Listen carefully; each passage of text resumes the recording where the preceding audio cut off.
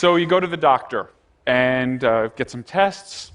Doctor determines that you have high cholesterol and you would benefit from medication to treat it. So you get a pill box. You have some confidence, your physician has some confidence that this is going to work. The company that invented it did a lot of studies, submitted it to the FDA. They studied it very carefully, skeptically. They approved it. They have a rough idea of how it works. They have a rough idea of what the side effects are. It should be okay. You have a little bit more of a conversation with your physician, and the physician is a little worried because you've been blue, you haven't felt like yourself, you haven't been able to enjoy things in life quite as much as you usually do. Physician says, you know, I think you have some depression. Going to have to give you another pill. So now we're talking about 2 medications. This pill also, millions of people have taken it, company did studies, FDA looked at it, all good. Think things should go okay. Think things should go okay. Well, wait a minute. How much have we studied these 2 together? Well, it's very hard to do that. In fact, it's not traditionally done. We totally depend on what we call post-marketing surveillance. After the drugs hit the market, how can we figure out if bad things are happening between 2 medications? 3, 5, 7. Ask your favorite person who has several diagnoses how many medications they're on. So why do I care about this problem? I care about it deeply. I'm an informatics and data science guy. And really, in my opinion, the only hope to understand these interactions is to leverage lots of different sources of data in order to figure out when drugs can be used together safely and when it's not so safe. So let me tell you a data science story, and it begins with my student Nick. Let's call him Nick, because that's his name. Nick was a young student, and I said, you know, Nick, we have to understand how drugs work and how they work together and how they work separately, and we don't have a great understanding. But the FDA has made available an amazing database. It's a database of adverse events. They literally put on the web, publicly available, you could all download it right now, hundreds of thousands of adverse event reports from patients, doctors, companies, pharmacists. And these reports are pretty simple. It has all the diseases that the patient has, all the drugs that they're on, and all the adverse events or side effects that they experienced. It is not all of the adverse events that are occurring in America today, but it's hundreds and hundreds of thousands of drugs. So I said to Nick, let's think about glucose. Glucose is very important, and we know it's involved with diabetes. Let's see if we can understand glucose response. Sent Nick off. Nick came back. Russ, he said, I've created a classifier that can look at the side effects of a drug based on looking at this database and can tell you whether that drug is likely to change glucose or not. He did it, it was very simple in a way. He took all the drugs that were known to change glucose and he took a bunch of drugs that don't change glucose and he said, what's the difference in their side effects? Differences in fatigue, in appetite, in urination habits. All those things conspired to give him a really good predictor. He said, Russ, I can predict with 93% accuracy when a drug will change glucose. And I said, Nick, that's great. You know, he's a young student. You have to build this confidence. But Nick, there's a problem. It's that every physician in the world knows all the drugs that change glucose because it's core to our practice. So it's great, you know, good job, but not really that interesting, definitely not publishable. He said, I know, Russ, I thought you might say. Nick is smart. I thought you might say that, Russ, so I did one other experiment. I looked at people in this database who were on 2 drugs, and I looked for signals similar, glucose-changing signals for people taking 2 drugs, where each drug alone did not change glucose, but together I saw a strong signal.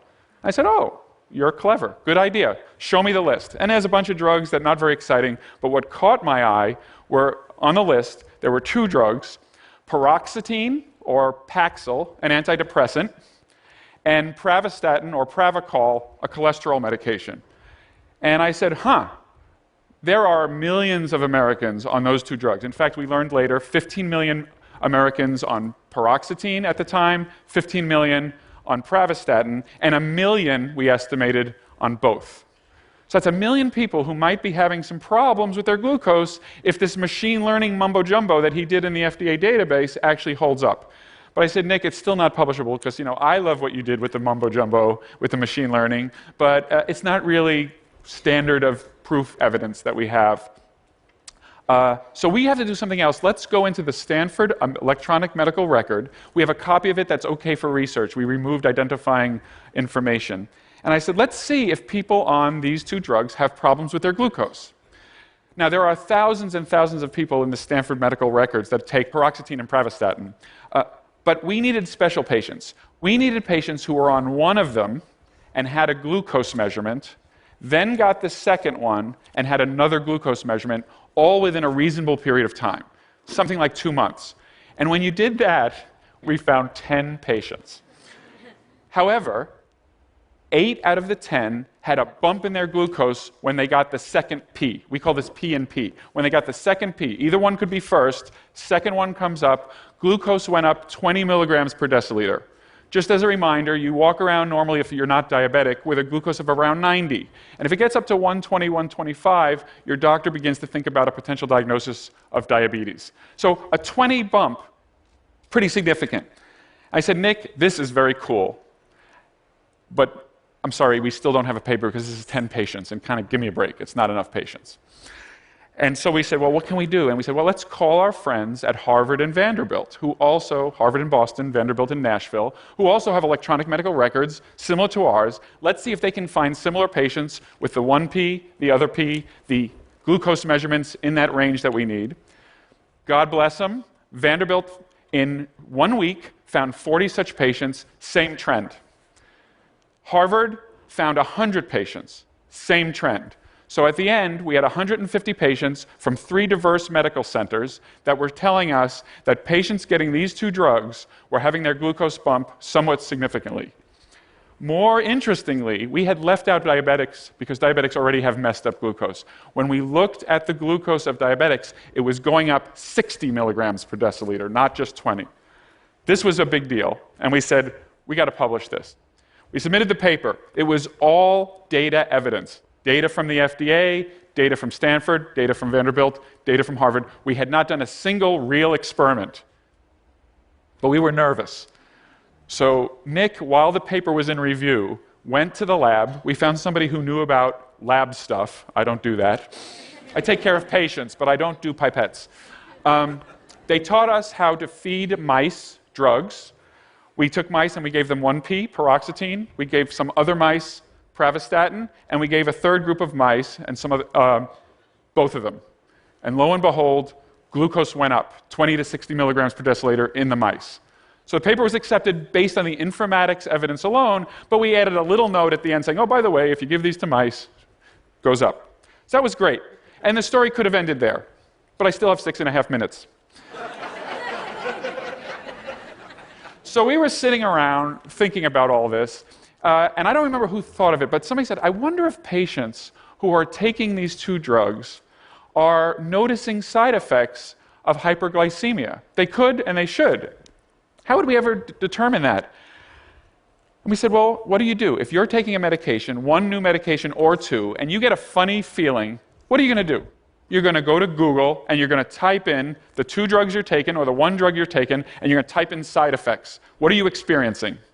So we said, okay, let's ask Google if they will share their search logs with us so that we can look at the search logs and see if patients are doing these kinds of searches. Google, I'm sorry to say, denied our request. So I was bummed, and I was at a dinner with a colleague who works at Microsoft Research, and I said, hey, we want to do this study. Google said no, it's kind of a bummer. He said, well, we have the Bing searches.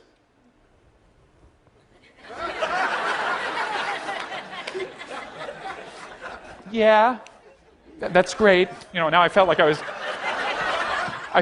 talking to Nick again. And he works for one of the largest companies in the world, and I'm already trying to make him feel better. But he said, no, Russ, he said, you might not understand. We not only have Bing searches, but if you use Internet Explorer to do searches at Google, Yahoo, Bing, then for 18 months we keep that data for research purposes only. I said, no, now you're talking. This was Eric Horvitz, my friend at Microsoft. So we did a study. where we defined 50 words that a regular person might type in if they're having hyperglycemia, like fatigue, loss of appetite, urinating a lot, peeing a lot, forgive me, but that's one of the things you might type in. So we had 50 phrases that we called the diabetes words. And we did first a baseline. And it turns out that about 0.5 to 1% of all searches on the internet involve one of those words. So that's our baseline rate. If people type in paroxetine or Paxil, those are synonyms, and one of those words, the rate goes up to about 2% of diabetes-type words if you already know that there's that paroxetine word. If it's pravastatin, the rate goes up to about 3% from the baseline. If both paroxetine and pravastatin are present in the query, it goes up to 10%, a huge fourfold, 3 to 4-fold increase in those searches with the two drugs that we were interested in and kind of diabetes-type words or hyperglycemia-type words. We published this, and it got some attention. The reason it deserves attention is patients are telling us their side effects indirectly through their searches. We brought this to the attention of the FDA. They were interested. They have set up social media surveillance programs to kind of collaborate with Microsoft, which had a nice infrastructure for doing this, and others, to look at Twitter feeds, to look at Facebook feeds, to look at search logs, to try to see early signs that drugs, either individually or together, are causing problems. So what do I take from this? Why do I tell this story? Well, first of all, we have now the promise of big data and medium-sized data to help us understand drug interactions and really fundamentally drug actions. How do drugs work? This will create and has created a new ecosystem for understanding how drugs work and to optimize their use. Nick went on, he's a professor at Columbia now. He did this in his PhD for hundreds of pairs of drugs, found several very important interactions, and so we replicated this and we showed that this is a way that really works for finding drug-drug interactions. However, there's a couple of things. We don't just use pairs of drugs at a time. As I said before, there are patients on 3, 5, 7, 9 drugs. Have they been studied with respect to their 9-way interaction? Yes, we can do pairwise, A and B, A and C, A and D, but what about A, B, C, D, E, F, G all together being taken by the same patient, perhaps interacting with each other in ways that either makes them more effective or less effective or causes side effects that are unexpected? We really have no idea. It's a blue sky, open field for us to use data to try to understand the interaction of drugs. 2 more lessons. I want you to think about the power that we were able to generate with the data from people who had volunteered their adverse reactions through their pharmacists, through themselves, through their doctors, the people who allowed the databases at Stanford, Harvard, Vanderbilt to be used for research. People are worried about data. They're worried about their privacy and their security. They should be. We need secure systems. But we can't have a system that closes that data off because it is too rich of a source of inspiration, innovation, and discovery for new things in medicine. And then the final thing I want to say is, in this case, we found 2 drugs, and it was a little bit of a sad story. The 2 drugs actually caused problems. They increased glucose. They could throw somebody into diabetes who would otherwise just be not in diabetes. And so you would want to use the 2 drugs very carefully together, perhaps not together, make different choices when you're prescribing. But there was another possibility. We could have found 2 drugs or 3 drugs that were interacting in a beneficial way.